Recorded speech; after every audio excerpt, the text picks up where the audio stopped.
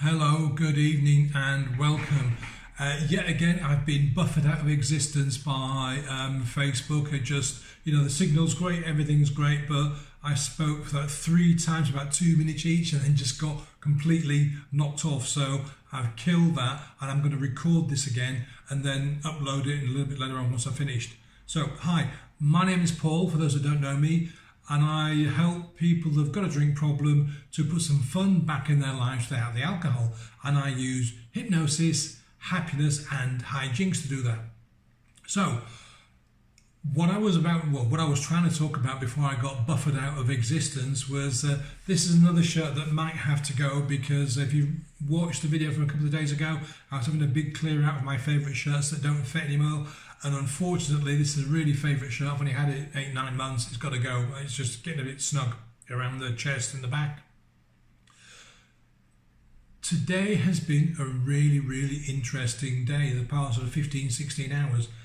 Last night I had an online meeting with a colleague in the States, and we got chatting. He was doing most of the talking, I was doing lots of listening, taking notes. And I suddenly looked at my watch, and we'd been talking for 2 hours. It was almost 2 o'clock in the morning. I went, oh my God, I've got to go to bed because I'm going to be up at 6 o'clock. So I, said my goodbyes, I wished our goodbyes, and I shut everything down, got to bed. And of course, because I'd been tied to a computer for quite some time, I couldn't get to sleep. Eventually I got to sleep, woke up at 6 o'clock and started to get myself ready. Unfortunately, the bags under my eyes were down here, so I was having to walk around carrying them about. So it took a little bit longer to get dressed than I normally do.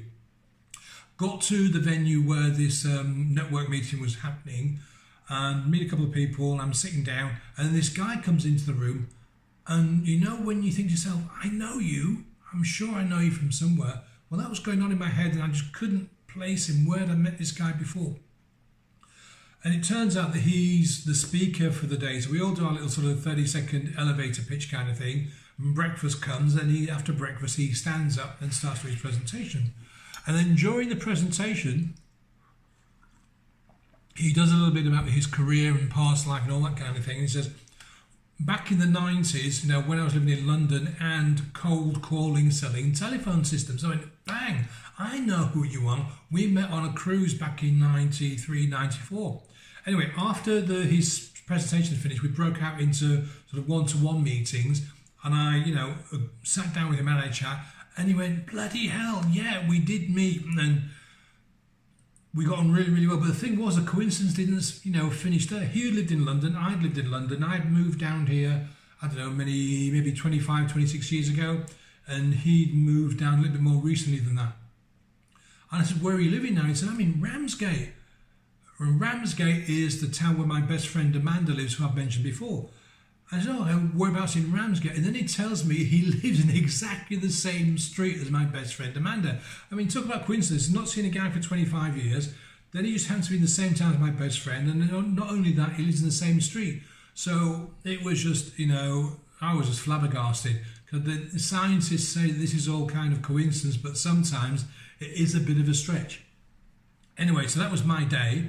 What I wanted to talk about today, and I posted it earlier on, was ice breaking, table dancing, and party souls. Now, as my computer, no, it has, damn it, great, never mind. Oh, there we go. Let's see if I can just get this on. Bear with me 1 second. Now, the reason I'm talking about this is I got a question from someone a few days back, and I just wanted to read it out. So excuse me for looking away, but the question's over here somewhere. Where are we? I've got to find it.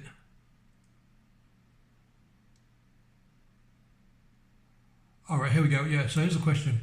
A shared bottle of wine is such a reliable icebreaker to get both through the shyness and awkwardness of getting to know one another, and also, dare I say, of releasing our inhibitions in order to explore more intimacy. There must be a better way, but what is it? And if the person one is meeting is themselves a normal drinker, i.e. not having got a problem with drinking, using the usual icebreaker drinks, won't they be thrown off by meeting someone who proceeds to order a gin and tonic order a tonic water whilst offering them wine? That is a really good question.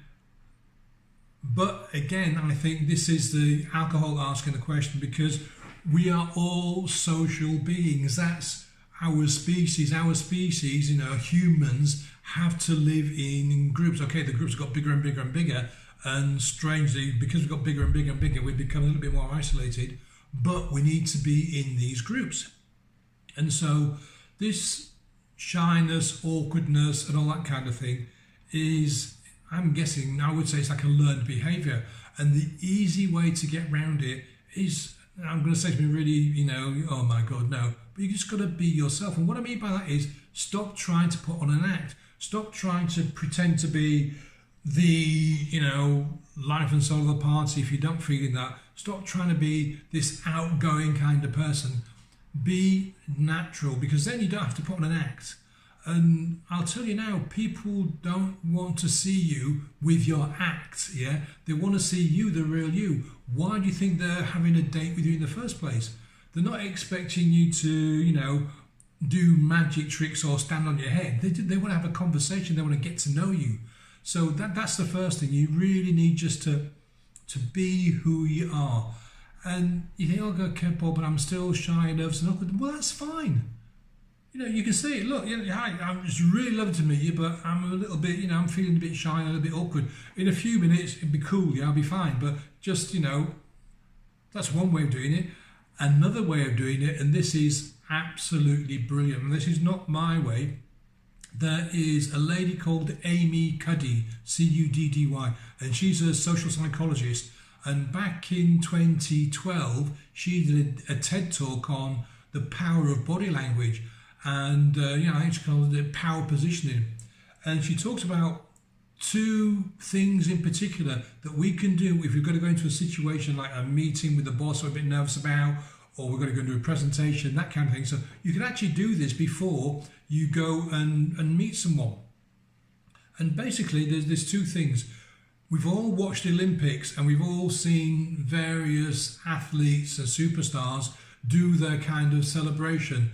And, you get on the podium, sorry, not me, because I've never been in the Olympics, but when they win a medal, they get onto the podium and you're not going to be able to see this, but they stand there and they put their arms out wide, they turn around, they've got big beaming smiles on their faces, yeah? That's one. The next one she calls is the Superman pose. Now, again, you can't see me, but stand up, plant your legs, shoulder width apart, stand really tall. Imagine there's a piece of string coming up on the top of your head like that, and then put your fists onto your hips, yeah, and stand up really tall and really proud. And I guarantee you are going to feel different to where you was, when you were sitting down slumped watching me chatting, yeah. And just try it for a couple of minutes, and you will feel your whole body, your whole persona change into something that's much more confident and feels stronger, bigger and brighter. In the safety, in the comfort of your own home, you're thinking, yeah, great, I can do this, but Paul, I'm going to go to a bar and meet somebody. I'll come back to that in a second. Yeah, okay, go into the bathroom for a couple of minutes, yeah, lock the door and stand there and just do the Superman pose for a couple of minutes, and you'll feel much better, you'll feel much more relaxed, much more comfortable, and then just go out, meet the person and just be yourself, excuse me.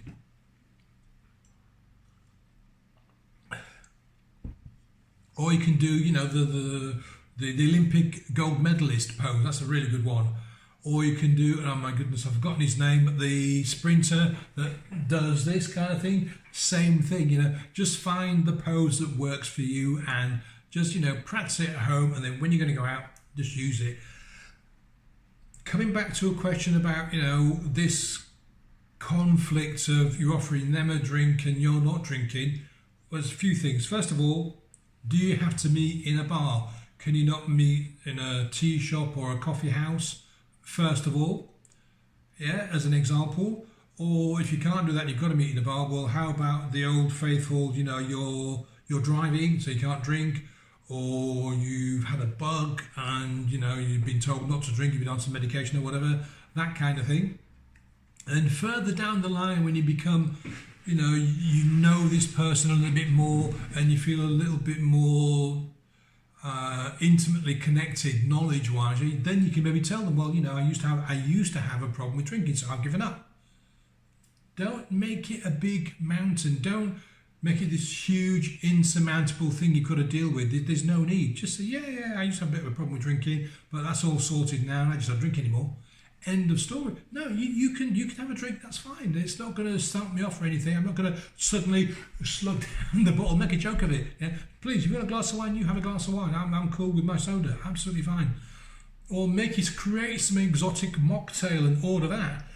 So this great big bucket thing with, umbrellas and straws and bits of fruit, make it, either ignore it completely or just make a, look what I've just ordered to drink. And believe it or not, it tastes gorgeous and there's no alcohol in it. Isn't that amazing? Yeah?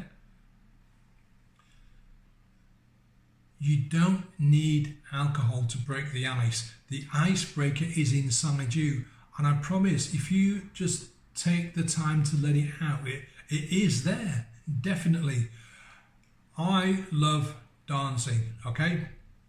Not ballroom dance, that kind of thing, but I still, I've not been for ages now, but I still love dancing. I go to clubs and I'll just dance my head off. And I used to do this, and I didn't realise I had a problem with it, but I would drink a bucket load of vodka while I was doing it, and it was only when somebody pointed it out to me, I made a bit of a fool of myself, not doing that again. So I just went out and didn't bother having a drink. And strangely enough, it didn't bother me. I didn't think, oh my God, it's going to be so boring, it's going to be so hard for me to get up and have a dance or anything. I just went up and did my stuff and had a really, really good night and was able to, leave with a clear head and get up at a good time in the morning. So it is doable. But don't pressurize yourself, okay? Don't pressurize yourself. It's easy to do, but just give yourself a bit of slack. Just cut yourself some slack.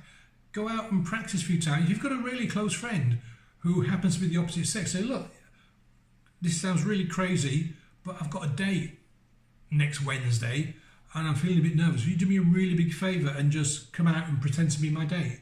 Just, pretend so I can, get over the shyness and stuff like that. And I'll buy you dinner, okay? Or I'll take you to the movies afterwards, just a thank you kind of thing.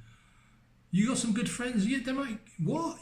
Okay, fine, yeah, do it. Let's do it, it'll be good, it'll be fun.